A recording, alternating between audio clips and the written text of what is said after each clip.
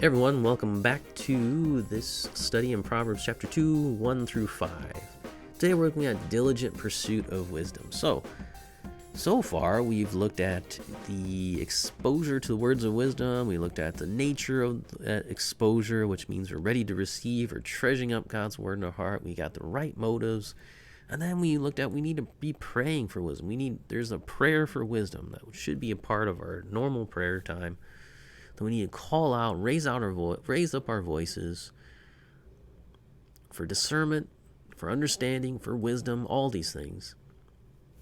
We want real, life-altering, practical. Let me know how to live this life before you. Blameless walking, pure walking before God. That's what we want. So we need to cry out to the Lord to do that. Not anyone else. Cry out to the Lord and ask him to give you wisdom. Of course, we could go to James chapter 1 where he says, pray for wisdom. And so that's an obvious one. But so now we're going to be looking at the diligent pursuit of wisdom, because that's what he goes on to. The next part of Proverbs chapter 2 here is this idea of seeking it out. So it says, if you seek it like silver.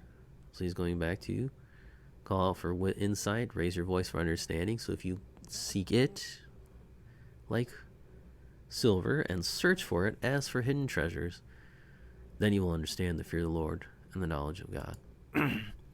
So you need to seek it, right? You seek it diligently. The first one, there's kind of two illustrations here. He says, if you seek it like silver. So it's the picture of a miner who's looking for silver. So you don't really need to I don't need to make up illustrations because the Bible does it for you. But here you go, you got the illustration of a miner who's down in the mine looking for silver. You're seeking it out, you're looking for it. This is a valuable thing that you want. Especially back in those days, very dangerous. It still is a dangerous job. And you're seeking it out in the darkest, deepest places, trying to find that thing that you're seeking for, and you're willing to go to great lengths to get it because it's that precious to you. That's the first one. Seek it like silver. Do that. If you're looking for wisdom, you gotta do that. You gotta go to the depths, dive down in the deep part. Keep digging away. You might have to go through a bunch of stuff, but you will get to the wisdom. And so you gotta seek it diligently like that. The second illustration is hunting for treasure. There we go. Now we're going to get to the parable. That's what I was going to say. I knew I put it in here. Matthew 13. It's the parable of... well, you can do either one of them, but... parable of the hidden treasure, right? The kingdom of heaven is like a treasure hidden in a field, which a man found and covered up. Then in his joy he goes and sells all that he has and buys that field. It's the same idea that Jesus points here. It's hunting for treasure. Are you looking for treasure? Are you ready for the treasure? You seek the treasure. This man finds the treasure in the field. Actually, that was... I was reading something earlier, and... because oftentimes it's pictured as like people stumbling upon it. He just came across it. Now, that's possible. But because it doesn't really say in here Jesus doesn't say, was the man looking for it? Or was he just stumbled upon it? Because the kingdom of God is like treasure hidden in a field, which a man found and covered up. Now, I'd have to look at what the actual word is found, and because I've heard it talk both ways. Like, they would say, well, the first guy wasn't looking for it and found it, and the other guy was looking for it and found it. But maybe both of them are looking for it. Because people knew back in the day, like, there's no banks, and so you'd have to hide your treasure you'd bury it, right? And so, especially if you, like, got a new property, or there's, like, property that's out there, and people would go out and search for the treasures that people had buried out there. And if they found one, they're like, hey, I'm going to go buy the field so I can get this. It wasn't unheard of. So this is not an unusual story that Jesus is telling. People were familiar with this idea. That either someone stumbled upon the treasure and like, oh, I wasn't really looking for this, but I'm going to give everything so I'm going to buy that property, because what's in the ground is worth more than the property. So if I gave all the money for the property, but that's the idea here. It's not really kind of getting off the idea, but the idea is that you got it, you find the treasure, and then you're going to do everything you can to get it. So it takes diligence, it takes perseverance, it takes pain. I mean, seeking for silver in the ground, it's painful. Hunting for treasure is not easy.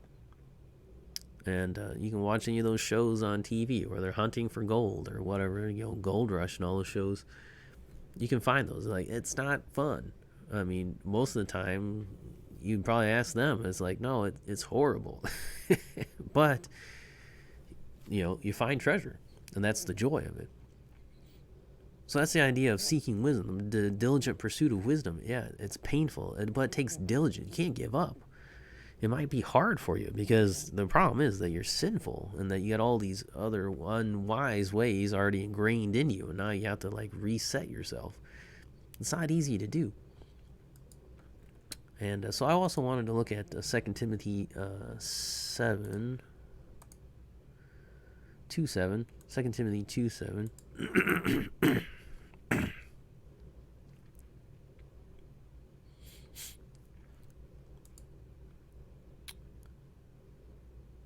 So it takes practice, it takes diligence. And here, the advice of the aged Paul to the young Timothy, he says, think over what I say, for the Lord will give you understanding in everything.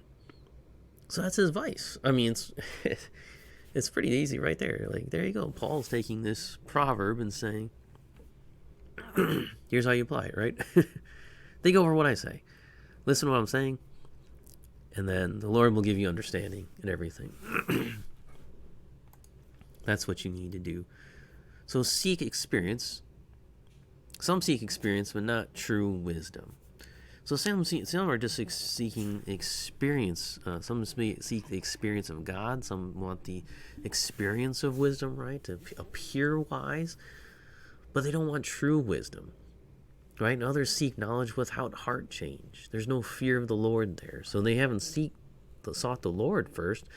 They just want to turn over a new leaf. They want to get rid of their addictions. They want to, be freed from sexual immorality. They want to have a better life, right? It's all these things. But that's not where it starts.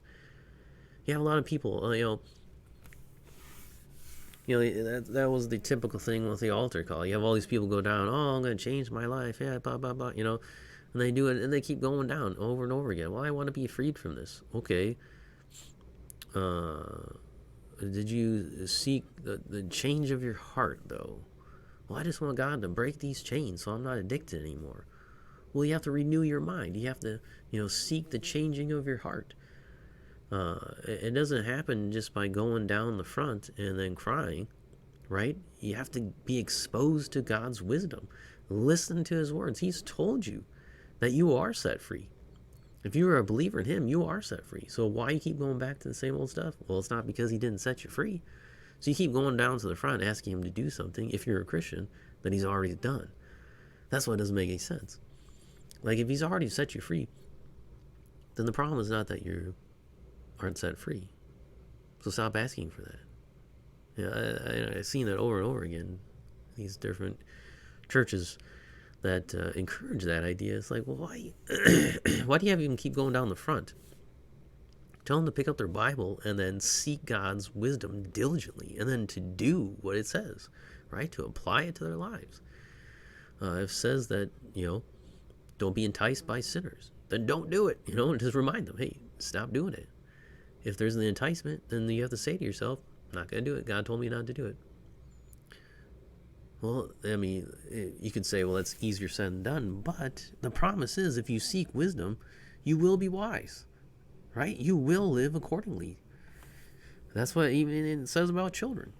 If you teach them diligently, they will not depart from the way. So, we can keep putting it off on God as if, God, it's your fault, I'm not changed yet. And that's what people end up doing without actually knowing what they're doing. But that's basically what they're saying. It's God's fault. No, he set you free. You're the one who's choosing to go back to that. So stop choosing to go back to it. Well, that's hard. I'm addicted to it. Well, yeah, sure, it is hard. No one said it's not hard. But that's why we have to work harder. You have to seek to kill that stuff. You have to murder the addictions, right? You gotta get bloodthirsty. You gotta say, man, that thing is killing me. I need to go after that with all my heart. And I'm not gonna stop until that thing is dead in the ground. That's what you gotta do. You can't just say, well, let go and let God. Then okay, then Satan's like, yes, that's exactly what I want you to do, because I'm gonna take over now. He's like, no. But God says, here, seek my word, seek my wisdom diligently. So that's what we need to do. We have to fear the Lord and then seek his wisdom diligently. So come back next time and I'll finish with a few applications for us.